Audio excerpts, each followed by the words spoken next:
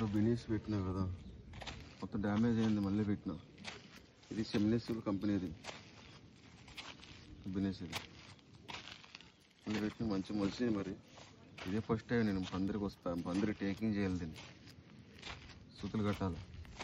ఇప్పుడైతే పెట్టిన బాగానే ఉన్నాయి. మరి మొన్న ముందు పెట్టింది మొత్తం డ్యామేజ్ అయితే మళ్ళీ వర్షాలకి మళ్ళీ పెట్టిన. ఇప్పుడు డబుల్ పెట్టి కూడా అయింది. ఇది అన్నీ మంచిగా మొలిసి. మరి ఇప్పుడైతే ప్రస్తుతానికి 6 పెడితే 6 వచ్చినాయి.